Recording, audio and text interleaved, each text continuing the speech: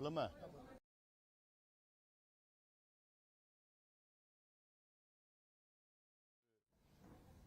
தமிழக ஊரகத்துறை மற்றும் நீர்வளத்துறை அமைச்சர் மாண்புமிகு திரு ஆனந்த் அவர்களை சந்தித்தோம்.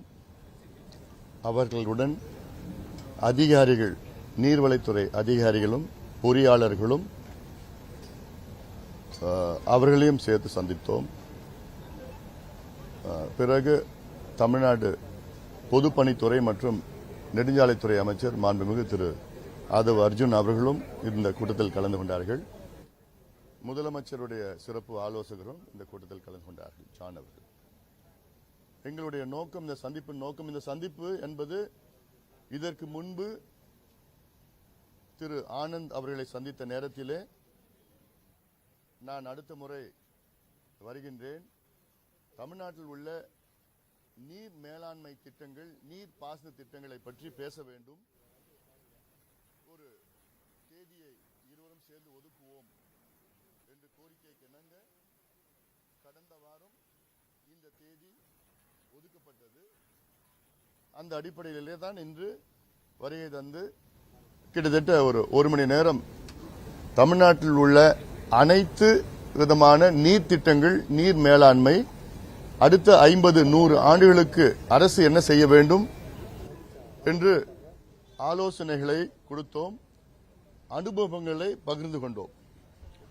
காரணம், தமிழ்நாட்டில் உள்ள 38 மாவட்டத்தில் உள்ள பிரச்சனைகளை பற்றி நன்கு அறிந்தோ, அதில் நேரடியாக அந்த பகுதிக்கு சென்று அதற்கு என்ன பிரச்சனை, என்ன தீர்வு என்றெல்லாம் நாங்கள் பாட்டாளி மக்கள் கட்சி ஆக்கப்பூர்வமாக செய்து வருகின்றோம். அந்த அடிப்படையில் தான் இந்த சந்திப்பு ஒரு ஆக்கப்பூர்வமான சந்திப்பு. இதை இந்த புதிய அரசை, அதாவது ஒரு வித்தியாசமான அணுகுமுறை, அதாவது எங்களுடைய ஆலோசனைகளை கேட்பதற்கு ஒரு வித்தியாசமான அதிகாரிகளை வைத்து இப்படி ஒரு கூட்டத்தை நடத்திய அரசுக்கு எங்களுடைய வாழ்த்துக்களை, பாராட்டுகளை நாங்கள் தெரிவிக்கின்றோம். இதில் நாங்க இப்போ பேசிய திட்டங்கள் பாத்தீங்கன்னா, காவிரி குண்டார் திட்டம். காவிரி குண்டார் திட்டம் என்பது அந்த பகுதி தென் மாவட்டங்களுக்கு செல்லுகின்ற காவிரி உபரிநீர் திட்டம். அங்க தென் மாவட்டங்கள் மக்கள் இந்த திட்டத்திற்காக கிட்டத்தட்ட 50 ஆண்டு கால கோரிக்கை. இந்த திட்டம் மிக மிக மெதுவாக செயல்படுத்தப்படுகிறது. 2008 அறிவிச்சோம், இன்னைக்கு ஒரு 3 விழுக்காடு தான் இந்த திட்டம் நிறைவேற்றப்பட்டிருக்கிறது. அதனால இது கொஞ்சம் திட்டத்தை பத்தி பேசணும். அது இல்லாம தருமபுரி சட்டமன்ற தொகுதியின் உறுப்பினர் சுவாமி அன்புமணி அவர்களுடைய அங்கு தருமபுரி மாவட்டத்தில் உள்ள தர்மபுரி ஒகேனக்கல் காவிரி உபரிநீர் திட்டம், இதை பற்றியும் விரிவாக பேசியிருக்கிறோம். சோழர் பாசன திட்டம், அரியலூர் சோழர் பாசன திட்டம், இது நம்முடைய வைத்தி அவர்கள் பகுதியில் சட்டமன்ற உறுப்பினர், ஜெயங்கொண்டம் சட்டமன்ற உறுப்பினர் வைத்தி அவர்கள், சோழர் காலத்தில் 1000 ஆண்டுகளுக்கு முன்பு அரியலூர் மாவட்டம் மிக செழுமையான பகுதியாக இருந்தது. இன்னைக்கு அதிக அளவில் வறட்சி. ஆனாலும் அந்த மாவட்டத்தில் கொள்ளிடமாறு, காவிரியின் கொள்ளிடமாறு கிளை அங்கே செல்கிறது. ஆனாலும் அங்கே குடிப்பதற்கு விவசாயத்துக்கு தண்ணி கிடையாது. அதை பத்தி பேசணும். எப்படி ஒரு ஏரியில தண்ணி நிரம்பிச்சுன்னா, சேரன்மாதேவி ஏரி, கரிவெட்டி ஏரி, செம்பிமாதேவி, சித்தமல்லி ஏரி, பொன்னேரி, இதெல்லாம் ஒன்னொரு ஏரியில அப்படி அடுத்த ஏரிக்கு போய் வீராணை ஏரி வரைக்கும் அந்த தண்ணிக்கு போகும். இதெல்லாம் சாதாரணமாக செய்கின்ற ஒரு திட்டங்கள்.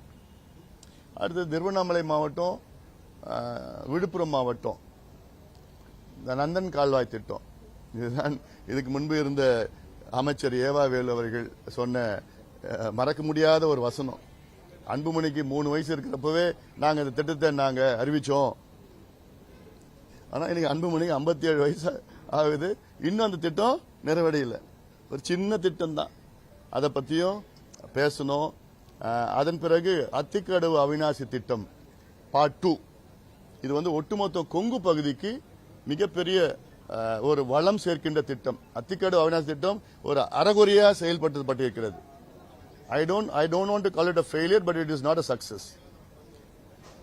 அதுல ஒரு பாதி தான் நடைமுறைப்படுத்தி இருக்கு, அதனால முழுமையா சேரல. அதுக்கு திட்டங்கள், அதாவது இந்த பரம்பிக்குளம் ஆலியார் நல்லார் திட்டம், அங்கிருந்து அந்த டேம் டனல் வழியா இங்க கொண்டு வரணும், கேரளாட்ட பேசி ஒட்டுமொத்த அந்த பகுதியில் செழுமை ஆக்கலான்னு திட்டம். அப்புறம் காவிரி வலதுகரை திட்டம், தோனி மடுவு திட்டம், அப்புறம் எண்ணெய்கோல் புதூர் தும்பலி திட்டம், படிதலா திட்டம், தென்பெண்ணை பாலார் இணைக்கின்ற திட்டம், தென்பெண்ணை செய்யார் இணைக்கின்ற திட்டம், இப்படியெல்லாம் கிட்டத்தட்ட ஒரு 10-12 திட்டங்களை பற்றி விரிவா பேசணும். நல்ல ஒரு கருத்தான ஏத்துக்கிட்டாங்க, அதிகாரிகள்லாம் வச்சுக்கிட்டு ஏத்துக்கிட்டு இருக்காங்க. இது எங்களுக்கு உண்மையிலேயே எங்களுக்கு ஒரு மகிழ்ச்சியா இருக்கு. ஆக்கப்பூர்வமான ஒரு அரசியல் இந்த அரசு செய்து வருகிறது என்று நான் என்னால சொல்ல முடியும். அதை ஏத்துக்கிட்டு மட்டும் இல்ல, நிச்சயமா அடுத்தடுத்து ஃபாலோ அப் என்ன பண்ண போறோம். நிதி ஆதாரம் இல்ல, அதாவது கடந்த 60 ஆண்டு காலம் இந்த திராவிட கட்சிகள் உடைய மிகப்பெரிய தோல்வி என்பது நீர் மேலாண்மையில நீர் திட்டங்களுக்கும் நீர் மேலாண்மை திட்டங்களுக்கும் முக்கியத்துவம் கொடுக்காததுதான் இந்த திராவிட கட்சிகள் தமிழ்நாட்டுக்கு செய்த அவங்களுடைய மிகப்பெரிய தோல்வியா நான் பார்க்கிறேன். துரோகம் சொல்றது பெரிய வார்த்தை, அது ஆனாலும் தோல்வியா நான் பார்க்கிறேன். The biggest failure of the Dravidian parties in the last 60 years in Tamil Nadu is not investing in water management and water irrigation schemes. இதுல என்னன்னா, தமிழ்நாட்டினுடைய பாசன பரப்பு கடந்த 45 ஆண்டு காலத்தில் 40 லட்சம் ஏக்கர் குறைஞ்சிருக்கிறது. இது எவ்வளவு பெரிய ஒரு செய்தி. இது 45 வருஷத்துல 40 லட்சம் ஏக்கர் பாசனம் குறைஞ்சிருக்கு தமிழ்நாட்டில். ஏன்னா நீர் திட்டங்கள்ல நம்ம முக்கியத்துவம் கொடுக்கல. 1000 ரூபாய் மாசம் கொடுக்கிறோம், 2000 ரூபாய் கொடுக்கிறோம், பொங்கலுக்கு கொடுக்கிறோம், கோடை காலத்துக்கு கொடுக்கிறோம், எல்லாம் கொடுக்கிறோம். ஆனா இதுல இன்வெஸ்ட் பண்ணாதான் நாளைக்கு காலங்காலமா நமக்கு இன்னைக்கு நீர் பிரச்சனை பற்றாக்குறை இருக்கு. இப்ப ஏற்கனவே காவிரி பிரச்சனை இருக்கு. இதெல்லாம் இன்வெஸ்ட் பண்ணணும்னா நீர் திட்டங்கள், அங்க இருக்கிற நீர், நமக்கு மழை வருது. இந்த வருஷம் எல் நீனோனால மழை இல்ல, பொதுவா மழை வருது. ஆனா வர மழை குறுகிய காலத்துல பெய்யுது. இதுக்கு முன்னாடி ஒரு பருவம் என்பது 45 இருந்து 50 நாள் மழை பருவம், 3 மாசம் 6 மாதம் பருவம், தென்மேற்கும் வடகிழக்கும். அந்த 6 மாதத்துல 45 நாள் 50 நாள்ல மழை பெய்யுற நாட்கள். ஆனா இன்னைக்கு மழை பெய்யுற நாட்கள் பாத்தீங்கன்னா 30 இருந்து 35 நாள்ல பெஞ்சிருது. 50 நாள்ல பெய்யுற மழை இருக்கிறது. அப்போ அது தேக்கி வைக்கிறதுக்கு நமக்கு இல்ல. ஏரிகள்லாம் காணாம போயிடுச்சு, ஏரிகள் தூர் வாரல. தமிழ்நாட்டில் உள்ள 27,000 ஏரிகளை 1 மீட்டர் தூர் வாரினா, ஒவ்வொரு ஏரியும் 1 மீட்டர் தூர் வாரினா 200 டிஎம்சி கொள்ளளவு நம்ம இன்க்ரீஸ் பண்ணலாம் தமிழ்நாட்டில். இவ்வளோ ஸ்கீம்ஸ்லாம் இருக்கு. ஆனா அதுக்கு திட்டம் போடணும், அதுக்கு நிதி போடணும், எல்லாம் இருக்கு.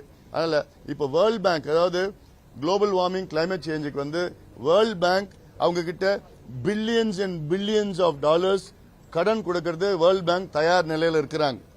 ATP bank, BRICS bank, Asian bank, new development bank, இவ்வளவு பேங்க்ஸ் எல்லாமே இந்த மிட்டிகேஷன் அடாப்டேஷன் சொல்றது, காலநிலை மாற்றம், கிளைமேட் சேஞ்ச், இதுக்கெல்லாம் தயார் நிலையில் இருக்காங்க கொடுக்கறதுக்கு. இப்ப தருமபுரி ஸ்கீமே ஜப்பான் ஜைகா ஃபண்ட்ஸ் தான் வருது. தருமபுரியில் நடக்கிறது புளோரைட் மிட்டிகேஷன் ஸ்கீம். புளோரோசிஸ் இருக்கு, புளோரைட் அதிகமா தண்ணியில் இருக்கிறதுனால அது மிட்டிகேட் பண்ணணும்னா அதுக்கு காவிரியில போற தண்ணியில சேர்ந்து மாத்தி பண்ணணும். அது ஜப்பான் பண்றாங்க. சோ இப்ப இருக்கிற சிச்சுவேஷன்ல தமிழ்நாடு அரசு 1 லட்சம் கோடி ரூபாய் அடுத்த 10 ஆண்டுகளுக்கு நீர் திட்டங்களுக்கு மட்டும் முதலீடு செய்யணும்.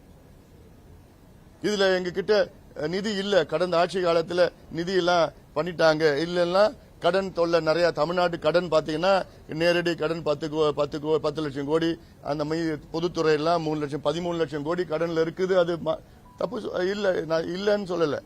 ஆனாலும் முக்கியத்துவமான இந்த திட்டம் நீர் மேலாண்மை திட்டம், நீர் திட்டத்திற்கு 1 லட்சம் கோடி தனியா கடனை வாங்கி ஒவ்வொரு வருஷமா கிட்டத்தட்ட 10,000 20,000 கோடி 20,000 கோடி 20,000 கோடின்னு சொல்லி செலவு பண்ணாதான் நாளைக்கு பிற்காலத்தில் தமிழ்நாடு வளம் பெறும், வளர்ச்சியான தமிழ்நாடு, செழுமையான தமிழ்நாடு வரும். ஏன்னா இப்பயே பாத்தீங்கன்னா தமிழ்நாடு இன்னைக்கு நம்ம சொல்லலாம் தமிழ்நாடு வந்து அதிகமா இந்தியாவிலே அதிக நகரமயமாக்கிய தமிழ்நாடுன்னு சொல்லலாம். 55 விழுக்காடு மக்கள் தமிழ்நாட்டில் நகரத்தில் வாழ்ந்துட்டு இருக்காங்க. இது வந்து ஃபெயிலியர் ஆஃப் த கவர்மெண்ட் சொல்லுவேன். இது அரசுடைய தோல்வி. எல்லாமே நகரத்துக்கு வர்றாங்க. ஏன் வர்றாங்கன்னா கிராமத்தில் தண்ணி இல்ல, ஊரக பகுதியில் விவசாயம் இல்ல, வாழ்வாதாரம் இல்ல. அந்த தண்ணிய பரவலா எல்லா மாவட்டத்துக்கும் எல்லா பகுதிகளுக்கும் பரப்புனா நகரத்திலிருந்து மறுபடியும் கிராமம் நோக்கி போகணும், ரிவர்ஸ் மைக்ரேஷன் செய்யணும். அதான் ஒரு அரசுக்கு ஒரு சக்சஸ். அது இதெல்லாம் பல நல்ல ஆக்கப்பூர்வமான திட்டங்களை நாங்க சொல்லியிருக்கிறோம். அது கேட்பாங்க. அடுத்தது காவிரி. காவிரி பிரச்சனையை பத்தியும் பேசணும். இந்த மேகதாது பத்தி பிரச்சனையை பேசணும். இந்த மேகதாது பத்தி இப்போ 4 நாட்களாக நான் ஒரு தமிழ்நாட்டில் ஒரு விழிப்புணர்வு பிரச்சாரம் மேற்கொண்ட. மேகதாது அணை கர்நாடகாவில் கட்டக்கூடாது, ஏன்னா தமிழ்நாட்டுக்கு மிகப்பெரிய ஒரு பாதிப்பு வரும். நடுவர் மன்றம் இறுதி தீர்ப்பு, உச்சநீதிமன்றம் தீர்ப்பு அத்தனையும் எதிரான இந்த மேகதாது அணை. ஏன்னா உச்சநீதிமன்றம் தெளிவா சொல்லியிருக்கிறாங்க 2033 வரைக்கும் எந்த அங்க கட்டுமானங்கள் வரக்கூடாது. அக்ரிமெண்ட் மாசம் இவ்வளவு தண்ணி விடணும்னு இருக்கு. அந்த அக்ரிமெண்ட் படி பாத்தீங்கன்னா போன மாசம் கூட ஜூன் மாசம் கர்நாடகா நமக்கு காவிரி மூலமா விட வேண்டிய தண்ணி 9.91 டிஎம்சி.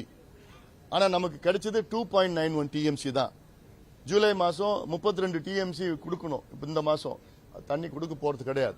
மேட்டூர் அணையில 93 டிஎம்சி கொள்ளளவு கொண்ட மேட்டூர் அணை இன்னைக்கு 40 டிஎம்சி தான் தண்ணி இருக்கு. அந்த தண்ணி குடிக்கிறது தான் பயன்படுத்த முடியும். சம்பாவுக்கு வந்து குறுவைக்கு வந்து சாகுபடி தண்ணி ஜூன் 12 டேம் திறக்கல, ஏன்னா தண்ணி இல்ல. இப்போ காவிரியில நான் போயிட்டு வந்தேன். நேற்று முந்தா நாள் காவிரி பக்கம் போனேன். அங்க பிரச்சாரத்துக்கு அப்ப சொன்னாங்க, ஐயா எங்களுக்கு இந்த வருஷம் சம்பா குறுவை முடிஞ்சு போச்சு, சம்பாவது எங்களால பயிரிட முடியுமா, சாகுபடி செய்ய முடியுமான்னு கேள்வி கேட்டாங்க. எக்ஸ்பர்ட் சொல்றாங்க சூப்பர் எல்னினோ எஃபெக்ட் இருக்கிற ஆண்டுல நவம்பர் கூட வறட்சி இருக்கும்னு சொல்றாங்க. அதுக்கு முதலமைச்சர் அவர்கள் தனி ஒரு மீட்டிங் போடணும், ஒரு ஆலோசனை கொடுத்துருக்கோம். இந்த பிரச்சனைக்கு மீட்டிங் போட்டு என்ன வறட்சி வந்துச்சுன்னா என்ன செய்யலாம், விவசாயிகள் பாதிப்பு, குடிநீர் பிரச்சனை, மக்களுக்கு என்ன இருக்கு, மீட்டிங் போட்டு பேசணும்னு சொல்லியிருக்கிறோம். அதனால இந்த மேகதாது கட்டக்கூடாது ஒரு கோரிக்கையும் வச்சிருக்கிறோம். முதலமைச்சர் தலைமையில் ஒரு அனைத்து கட்சி கூட்டம் போடணும். மேகதாது பிரச்சனைக்காக கூட்டம் போட்டு அதுக்கு பிறகு அனைத்து கட்சி தலைவர்கள் மட்டுமல்ல, அனைத்து சட்டமன்ற குழு தலைவர்களோ சட்டமன்ற உறுப்பினர்களோ அத்துணை நாடாளுமன்ற உறுப்பினர்களோ டெல்லிக்கு அழைத்து சென்று பிரதமர் அவர்களை சந்தித்து அழுத்தம் கொடுத்து வலியுறுத்தி, நீர்வளத்துறை அமைச்சரை சந்தித்து வலியுறுத்தி இதை திட்டத்தை நிறுத்தணும்னு, அதை உடனடியாக செய்யணும்னு ஆலோசனை கொடுத்திருக்கிறோம். நல்லபடியா ஏத்துட்டு இருக்கிறாங்க. இது நடக்கும்னு நான் நம்புறேன். நான் அதே போன்று அடுத்து நீங்க கேட்பீங்க மேகதாது நடுவர் மன்றம். மேகதாது நடுவர் மன்றத்தை பத்தி எங்களுக்கு விளக்கமா சொன்னாங்க. ஏன் மேகதாது நடுவர் மன்றம் அமைக்கிறோம், நாங்க வந்து தீர்மானம் ஒன்று போட்டிருக்கிறோம். இது திடீரென்று வந்தது கிடையாது. இது வந்து கடந்த காலத்திலையும் அவங்க சொல்லியிருக்கிறாங்க. கான்ஸ்டிடியூஷன் உச்சநீதிமன்றம் சிறப்பு வழக்கறிஞர்கள்னா இதுல நடுவர் மன்றம் நம்ம கேட்டாதான் அதற்கு வந்து கால அவகாசம் நீடித்து போலும் அப்படிலாம் சொல்லி விளக்கம் சொன்னாங்க. ஆனால் அந்த விளக்கம் எங்களால் ஏற்புடையது இல்லை. எங்களை பொறுத்த வரைக்கும் மேகதாது நாங்க ஏத்துக்கிறது இல்லை. மேகதாது ஏத்துக்காத பொழுது மேகதாது நடுவர் மன்றமும் நாங்க ஏத்துக்கிறது கிடையாது. அதனால மேகதாது நடுவர் மன்றம் தேவையற்றது. இன்னைக்கு நமக்கு நம்ம நிறைய வழக்குகள் போடணும், வெவ்வேறு விதமான வழக்குகள் போடணும் மேகதாது அணைக்கு அந்த எதிரான. ஏன்னா 12,500 ஏக்கர் காட்டு அழிச்சு மேகதாது அணை கட்ட திட்டமிட்டிருக்கிறாங்க. அந்த காடு என்பது 3 சரணாலயங்கள் இருக்கு, புலிகள் சரணாலயங்கள் இருக்கு அந்த காட்டுக்குள்ள. அதுல பாத்தீங்கன்னா காவிரி வனவிலங்கு சரணாலயம், காவிரி வைல்ட் லைஃப் சாங்சுரி எல்லாம் இருக்கு. அது மாதிரி பல புலிகள் சரணாலயம் இருக்கு. நூற்றுக்கணக்கான புலிகள் இருக்கு, ஆயிரக்கணக்கான யானைகள், சிறுத்தைகள், கரடிகள், 4 கொம்பு மான்கள் இருந்து மகாசீர் மீன், பல வகையான மரங்கள், 300 வருஷம் பழமையான மரங்கள் எல்லாம் அவ்வளவு மரங்கள் இருக்கு. எல்லாத்தையும் அழிச்சுதான் அவங்க அந்த மேகதாது கட்ட போறாங்க. அதனால ஒவ்வொரு திசையிலும் வழக்கு போடணும். பயோடைவர்சிட்டி ஆக்ட் இருக்கு. பயோடைவர்சிட்டி நம்ம வந்து மான்ட்ரியல் பயோடைவர்சிட்டி இன்டர்நேஷனல் ட்ரீட்டில இந்தியா கையெழுத்து போட்டிருக்கு. இப்ப அதை மீறணும். பாரிஸ் கிளைமேட் டெக்ளரேஷன் 2015 இந்தியா கையெழுத்து போட்டிருக்கு. இப்ப அதை மீறுறோம் நம்ம. ஏன்னா காடுகளை அழிக்கக்கூடாது. அதே போன்று எத்தனை எக்காலஜி, ஃபாரஸ்ட், இரிகேஷன் ஸ்கீம்ஸ், ஒவ்வொரு விதமான பல வகையான கேஸ வழக்கு போட்டு பண்ணேன்னா கர்நாடகாவில் 2028 தேர்தல் வருது. அந்த தேர்தலுக்காக இப்போ கர்நாடகா முதலமைச்சர் டி.கே. சிவகுமார் அவர்கள் என்னென்ன பொய்ய சொல்லிட்டு வர்றார். மேகதாதான இது பெங்களூர் குடிநீருக்காக நாங்க கொண்டு வந்த திட்டம். பெங்களூர் குடிநீருக்கு உங்களுக்கு தேவை இன்னும் கூடுதலாக 5 TMC தண்ணி. சுப்ரீம் கோர்ட் 2018 இறுதி தீர்ப்புல 4.75 TMC பெங்களூர் குடிநீருக்காக ஒதுக்கீடு செய்திருக்கிறது. அந்த தண்ணி எங்க இருந்து வருதுன்னா KRS அணையிலிருந்து பெங்களூருக்கு வருது. அந்த KRS அணை பெங்களூர்ல இருந்து 150 கிலோமீட்டர் தள்ளி இருக்கு. கிருஷ்ணராஜ சாகர் அணை. உங்களுக்கு இன்னும் 5 TMC தேவைன்னா அதே KRS அணையிலிருந்து நீங்க கூடுதல் 5 TMC எடுத்துக்கோங்க. எதுக்கு ஒரு பைசா இல்லாம நீங்க அந்த தண்ணி உங்களுக்கு 5 TMC பெங்களூருக்கு கிடைக்கும். அதை விட்டுட்டு கர்நாடகா எல்லையில, தமிழ்நாடு எல்லையில 70 TMC மேகதாது அணை கட்டி அங்கிருந்து பெங்களூருக்கு ஏன் தண்ணி எடுத்துட்டு போறீங்க? இது உறுதியா நீர் பாசன திட்டம், அவ்வளவுதான். இது குடிநீர் திட்டமே கிடையாது. குடிநீர் திட்டம்னா 3 TMC, 5 TMC, 10 TMC, அதுக்கு மேல எங்கேயுமே குடிநீர் திட்டம் கிடையாது. இது விவசாய திட்டம், நீர்ப்பாசன திட்டம்.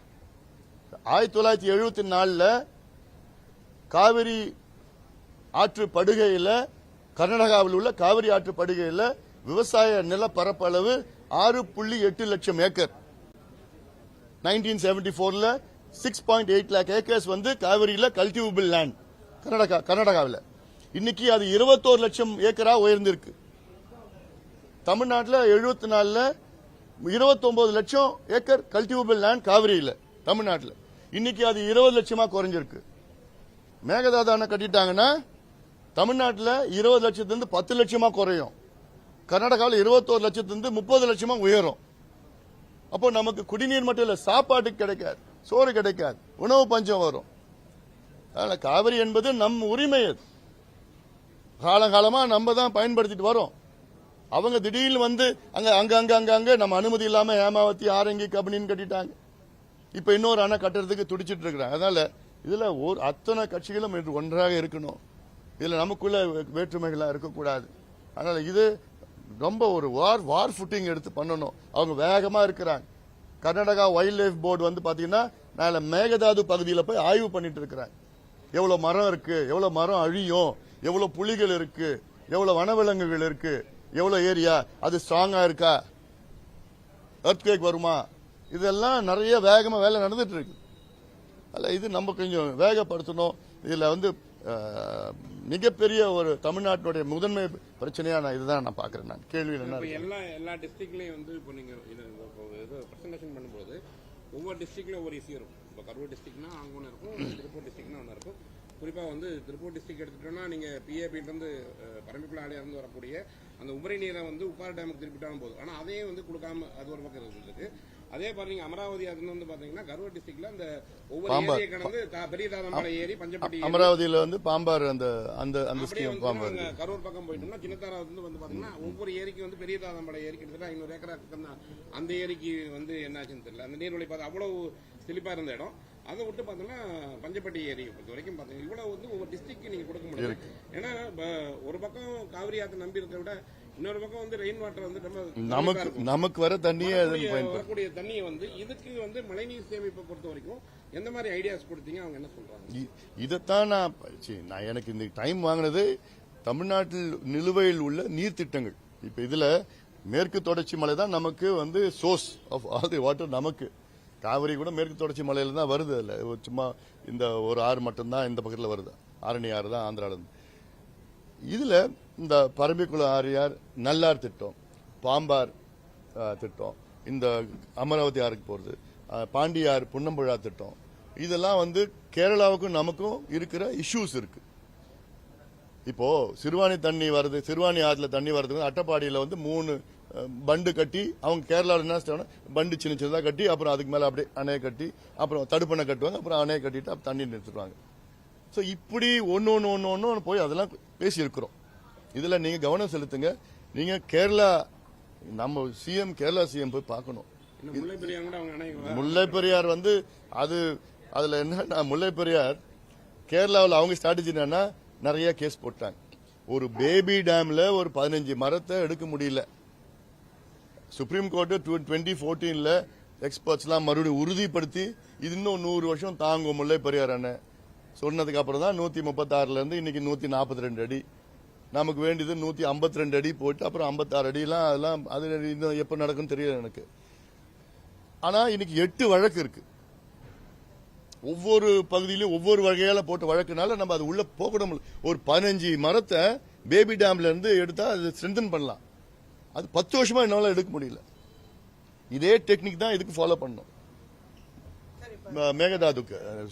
சோ இதுல நிறைய இருக்கு, நிறைய அங்க இருந்து ஒவ்வொரு பகுதியும் நான் நேரடியாக போய் பார்த்தா அந்தந்த மக்களுடைய கோரிக்கைகள் நிறைய இருக்கு, விவசாயிகளுடைய கோரிக்கைகள் நிறைய இருக்குது. இல்ல தண்ணி இருக்கு, ஆனா இந்த ஸ்கீம்ல தண்ணி டைவர்ட் பண்ணி பண்ணணும்.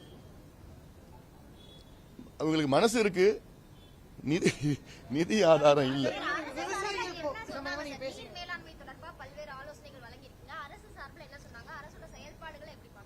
இல்ல இந்த நீர் மேலாண்மை திட்டங்களுக்கு நிச்சயமா இப்ப இருக்கிற அரசு முக்கியத்துவம் கொடுக்கும். அதே வேளையில வந்து நிதி ஆதாரம் அது வந்து இப்போதைக்கு சரியான சூழல் இல்ல. ஆனா நான் சொன்னேன், வேர்ல்ட் பேங்க்ல climate change, global warming, mitigation, adaptation இதற்கு வந்து லட்சக்கணக்கான கோடி ரூபாய் அவங்க இந்தியாவுக்கு மட்டும் இல்ல உலக நாடுகளுக்கு, பாதிக்கப்படுகின்ற நாடுகளுக்கு கொடுக்கறதுக்கு தயாரா இருக்கிறாங்க. You have to get a proposal, கரெக்டா எடுத்துட்டு போய் பண்ணி கொடுக்கணும். அதே போன்று நம்ம BRICS bank, Asian ATP bank, Asian development bank, நம்ம பிரிக்ஸ் பேங்க்னா அந்த 4 கண்ட்ரியில் உள்ள பேங்க், அதுல என்டி பேங்க், இந்த பேங்க்ஸ்ல நம்ம கடனை வாங்கி, நான் சொன்னேன் 1 லட்சம் கோடி கடனை வாங்குங்க, இதுக்கு மட்டும் செலவு பண்ணணும், வேற எதுக்கும் கிடையாது. ஆலோசனை கொடுத்திருக்கிறோம், நல்லபடியா ஏத்துட்டு இருக்காங்க. அடுத்து ஃபாலோ அப் தான். இது ஒரு முதல் மீட்டிங். இது நிச்சயமா இதுல யாருமே சொல்ல மாட்டாங்க, இதுக்கு வாங்கின கடனை பத்தி யாரும் சொல்ல மாட்டாங்க. ஏன்னா கடந்த திமுக ஆட்சியில கடன் வாங்கினது பாத்தீங்கன்னா, இவங்க திமுக ஆட்சி வருவதற்கு முன்பு தமிழ்நாட்டுடைய மொத்த கடன் 4,53,000 கோடி, மேபி 4,56,000 கோடின்னு வச்சுக்கலாம். திமுக அரசு மட்டும் கடன் வாங்கினது 4,96,000 கோடி 5 வருஷத்துல. அதுக்கு முன்பு 4,56,000 கோடி 74 வருஷம் சுதந்திரத்திலிருந்து 2021 வரைக்கும். அதுல 4,96,000 கோடியில 1,66,000 கோடி மட்டும்தான் மூலதன செலவு பண்ணிருக்காங்க, கேபிட்டல் இன்வெஸ்ட்மெண்ட். இரிகேஷன்ல நீங்க பண்றது, நீர் மேலாண்மையில பண்றது வந்து இது முழுக்க முழுக்க கேபிட்டல் இன்வெஸ்ட்மெண்ட், முழுக்க முழுக்க மூலதன செலவு. இதுல யாருமே எந்த குறையும் எந்த தப்பும் சொல்ல மாட்டாங்க. இதுதான் வேணும், இதுதான் செய்யணும். சும்மா நீங்க கடனை வாங்கி 100 ரூபாய் 1000 ரூபாய் மாசம் மாசம் உரிமைன்னு சொல்லி கொடுக்குறீங்க, உங்களுக்கு கொடுக்குறீங்க, கொடுக்கறதுல வேற. கோடை காலத்து 5000 ரூபாய் எலெக்ஷனுக்காக இதுல நிதி போடுறதுக்கு பதிலா இதுல போடுங்க. இதுதான் இப்போ சூப்பர் எல்னினோ எஃபெக்ட்னு சொல்றாங்க, இந்த வருஷம் மட்டும் பாதிக்கும். ஆனா காலநிலை மாற்றம், பருவநிலை மாற்றம் பிற்காலம் வருகின்ற தலைமுறையில் அத்தனையும் பாதிக்க போகுது.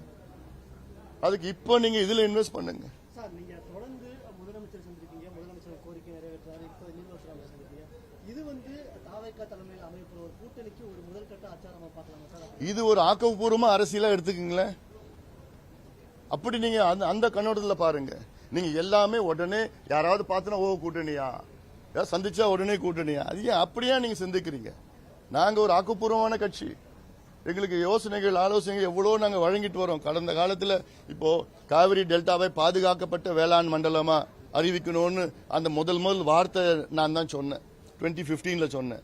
எங்க தேர்தல் அறிக்கையில நாங்க போட்டோம். அப்புறம் ஒரு துண்டு பிரச்சனை கொடுத்து போராட்டம் பண்ணோம், விழிப்புணர்வு ஏற்படும். 5 நாள் நடைப்பயணம் மேற்கொண்டேன், எல்லா கட்சிகளும் பார்த்து கொடுத்தேன். நான் மாநாடு நடத்தினோம், பிரஸ் மீட்டை சொன்னோம். கிட்டத்தட்ட முன்னாள் முதலமைச்சர் எடப்பாடி பழனிசாமி பல முறை சந்திச்சேன். கடைசியா சந்திக்கிறப்போ சொன்னேன், வரலாற்றில் உங்க பேர் வரணும், தயவு செய்து இந்த சட்டம் கொண்டு வாங்கன்னு கொண்டு வந்தாங்க. அப்போ 2015ல என்னுடைய பிரச்சாரத்தை தொடங்கி இந்த பேர் காவிரி பாதுகாக்கப்பட்ட காவிரி வேளாண் மண்டலம், அந்த பேரை நான் தான் வச்சது. 15ல தொடங்கி 2020 அதுக்கு முடிவு வந்துருச்சு. 5 வருஷத்துல முடிவு வந்திருக்கு. சோ அதே போன்றுதான் இப்போ இருக்கிற அரசுக்கும் நாங்க வந்து ஆக்கப்பூர்வமான யோசனைகள்லாம் சொல்றோம். நானே சொல்லக்கூடாது. விவசாயிகள் தொடர்ந்து போராட்டங்களை பண்ணிட்டு இருக்காங்க இந்த கடன் தள்ளுபடியில. இப்ப அவருடைய துறை கிடையாது இது. ஆனாலும் அது சொல்லியிருக்கிறேன், விவசாயிகளுடைய அவங்களுடைய கோபம், அவங்களுடைய எண்ணம், அவங்களுடைய உணர்வை மதிக்கணும். ஏன்னா அதெல்லாம் நம்ம இன்னைக்கு காலையில கூட ஒரு விவசாயி போராட்டத்தில் கலந்துட்டு இன்னைக்கு இறந்துட்டாரு. அதுக்கும் நான் ஒரு ஸ்டேட்மெண்ட் கொடுத்துருக்கேன். விவசாய குடும்பத்துக்கு 25 லட்சம் நிதி கொடுக்கணும். அந்த குடும்பத்துக்கு எங்களுடைய அனுதாபங்கள் சொல்லி இல்ல. இந்த கடன் விவசாயிகள் பெற்ற கடனை வந்து தமிழக அரசு கூட்டுறவு வங்கி கடன்களை இந்த பாரபட்சம், இந்த நேரம் காலம் 10 மாசம், 1 வருஷம், 2 வருஷம் இல்லாம குறு சிறு விவசாயிகள் அத்தனை பேருக்கும் கடன் தள்ளுபடி செய்யணும். ஏன்னா இது சூப்பர் எல்னினோ ஆண்டு. இன்னும் கடன்ல தள்ளுபடுவார்கள். கடந்த கால கடனே எங்களால கட்ட முடியல. இப்ப இந்த ஆண்டு தண்ணி இல்ல, விவசாயத்திற்கு குடிப்பதற்கு தண்ணீர் இல்ல.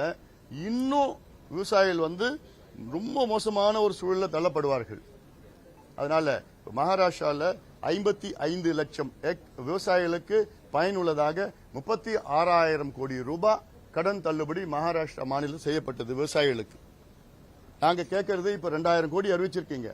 இன்னும் ஒரு 15,000 கோடி கூடுதலா ஒதுக்கீடு செஞ்சீங்கன்னா இந்த கூட்டுறவு வங்கி கடனை முழுமையா நீங்க தள்ளுபடி பண்ணா விவசாயிகள் நிம்மதியா வாழ்வாங்க.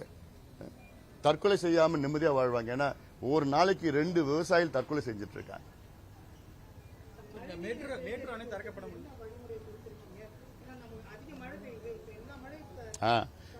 இப்ப என்னன்னா, நான் சொன்னது தமிழ்நாட்டில் 42,000 ஏரி இருந்தது. இன்னைக்கு மிச்சம் வச்சிருக்கிறது வந்து மொத்தம் 27,000 தான். 15,000 ஏரி க்ளோஸ் பண்ணிட்டாங்க. இந்த 2 பேரும் சேர்ந்து 60 ஆண்டு காலமா இருக்கிறது 27,000. அதுல 2 வகையான இருக்கு.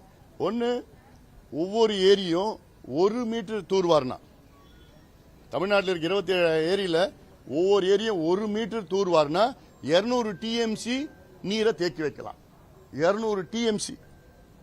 காவிரியிலிருந்து நமக்கு கிடைக்கிறது 177 டிஎம்சி தான் கர்நாடகா மலை. தமிழ்நாட்டில் நொய்யல் ஆறு, பவானி ஆறு, அமராவதி ஆறு, பாலார்னா இந்த பர்கூர் இந்த மலையில பாலார், மேட்டூர் டேம் பாலார், இந்த பாலார் இது வழியா வரது எல்லாமே ஒரு 250 டிஎம்சி வருது எல்லாரும் இருக்கு. சோ ஒன்னு, சோ இதை செய்யணும். உணர்வுபூர்வமா தூர்வாரணும், சரியா தூர்வாரணும், கணக்கு காமிக்க கூடாது.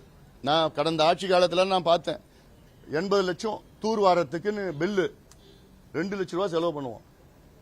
ஒரு பொக்லைன் வச்சு அங்க இருக்கிற வேலிக்காத்தா எடுத்து போட்டு போட்டோ எடுத்து தூர் வாரிட்டேன். 4 நாள் வேலை செய்யும் அந்த பொக்லைன், அவ்வளவுதான். அதுவும் மேலோட்டமா தூர் வாரிட்டேன்னு பில்லு. இது உண்மையா செய்யணும். ஒண்ணு. ரெண்டாவது என்ன பண்ணணும், இந்தியன் வெட்லேண்ட் ஆக்ட்னு ஒன்னு இருக்கு. அதுல இந்தியன் வெட்லேண்ட் ரூல்ஸ் வந்து 2016-17 வந்து மத்தியில அறிவிச்சிருக்கிறாங்க. அந்த ரூல்ஸ் படி என்ன பண்ணணும்னா, இந்தியாவில் உள்ள அனைத்து ஏரி, குளம், கண்மாய்கள், வெட்லேண்ட் 5 ஏக்கருக்கு மேல இருக்கிற ஏரி, குளம், இதுக்கு தமிழ்நாடு 26,000 ஏரி, குளங்கள் இருக்கு 5 ஏக்கருக்கு மேல. இது எல்லாமே ஜிஐஎஸ் மேப் பண்ணி இயர் மார்க் பண்ணி நோட்டிஃபை பண்ணணும். நோட்டிஃபை பண்ணா யாரும் உள்ள ஒரு அடி கூட உள்ள ஆக்கிரமிப்பு பண்ண முடியாது. இது செய்தா காலங்காலமா நம்முடைய ஏரிகள் காப்பாற்றப்படும். அதுக்கப்புறம் ஏன்னா இப்போ 42,000 27,000 வந்துருச்சு. இப்படியே விட்டுட்டா அடுத்தது 15,000 ஏரி தான் மிச்சமா இருக்கும். இது ஒரு பாதுகாப்பு. இதெல்லாம் அரசு செய்யணும்னு சொல்லியிருக்கிறோம். நம்ம முதலமைச்சர் மேடம் ஜெயலலிதா இருக்கும்போது சென்னையுடைய நீராதாரத்தை பெருப்பதற்காக ஒவ்வொரு வீடுகளிலும் சேமிப்பு திட்டங்கள்லாம் பண்ணல. இந்த கவர்மெண்ட் அதை பண்ணணும், அதை கோரிக்கை. ஏன்னா சென்னை முழுவதும் நகரமயமாக்கலாக்கப்பட்டது. பூமிக்கு நிலத்தடி நீர் போகிறதே இல்லை. பல இடங்களில் சிமெண்ட் ரோடு தான் இன்னமும் மாநகராட்சியில் போடப்பட்டிருக்கு. இந்த நிலையில் அதை மீண்டும் திட்டத்தை கொண்டு வரணும்னு அரசுக்கு ஏதாவது கோரிக்கை வைக்கிறீங்களா? 2001 வந்து முன்னாள் முதலமைச்சர் ஜெயலலிதா அம்மையார் அவர்கள் அவங்க ஆட்சி காலத்தில் ரெயின் வாட்டர் ஹார்வெஸ்டிங், மழை நீர் சேகரிப்புன்னு சொல்லிட்டு கொண்டு வந்தாங்க. அதுக்கு முன்பு பசுமை தாயகம் சார்பில் நாங்க தொடர்ச்சியா 5 ஆண்டு காலம் இந்த பிரச்சாரத்தை தான் நாங்க மேற்கொண்டோம். அந்த கிரெடிட் எங்களுக்கும் சேரும். இன்னும் ஆட்சி அதிகாரம் வரல. ஆட்சி அதிகாரம் வருவதற்கு முன்பாக இவ்வளோ திட்டங்களை நாங்க ஒவ்வொரு அரசுக்கும் ஆலோசனைகள் வழங்கிய பிறகுதான் அவங்க ஒன்னும் நடைமுறைப்படுத்திட்டு இருக்காங்க. ஆனா எங்களுக்கு என்னன்னா, எங்களுக்கு ஒரு திருப்தி என்னன்னா, தமிழ்நாடு மக்கள் பயன்படுறாங்க. So Tamil Nadu wins finally. யார் செஞ்சாலும் என்ன, எங்களால முடியலையா, அரசு யார் இருக்காங்களோ செய்யட்டோன்னு இருக்குதால. இது அவசியமானது. இது சென்னை மட்டும் நிச்சயமா செய்யணும், நிச்சயமா அது வேகப்படுத்தணும், உறுதிப்படுத்தணும். ஏன்னா சென்னையில் ஒரு போர்லயோ ஒரு கிணத்துல கூட நல்ல தண்ணி இல்லை, எல்லாம் பிராக்கிஷ் வாட்டர், செலைன் வாட்டர் எல்லாம் ஆயிடுச்சு, அது எல்லாம் உள்ள வந்துடுச்சு, எல்லாம் இருக்குதால. அதனால ரீசார்ஜ் அவ்வளவா செய்யணும். ஹார்வெஸ்டிங் நம்முடைய ஏரிகள் இருக்கு, ஆறுகள் இருக்கு, ஆடியார் ஆறு, கூவம் ஆறு, கொசஸ்தலை ஆறு, பள்ளிக்கரணை சதுப்பு நிலம் இருக்கு. பள்ளிக்கரணை சதுப்பு நிலம் 12,500 ஏக்கரா இருந்தது, இன்னைக்கு 2,500 ஏக்கர் தான் இருக்கு. 60 வருஷத்துல 10,000 ஏக்கர் க்ளோஸ், இப்படிதான் சொல்லணும். ஸோ இப்படியெல்லாம் அவ்வளோ கடந்த காலத்தில் எல்லாம் பண்ணியிருக்கிறாங்க. இதற்கு சரிப்படுத்தணும். இப்பதான் வந்திருக்கிறாங்க, 2 மாசம் தான் ஆகுது. ரொம்ப பாரத போடக்கூடாது. கொஞ்சம் கொஞ்சமா சொல்லி நிச்சயமா நல்ல ஆரோக்கியமான ஒரு அரசியல் சொல்ற கருத்துக்கள்லாம் ஏத்துக்கிட்டு நிச்சயமா நாங்க நல்லதை ஆக்கப்பூர்வமா செய்யறோம்னு ஒண்ணு, அது சொல்றதே பெரிய விஷயம் தான். நன்றி நன்றி நன்றி. இதுல எல்லாமே டைவர்ட் ஆயிடும். வந்த விஷயம் டைவர்ட் ஆயிடும்.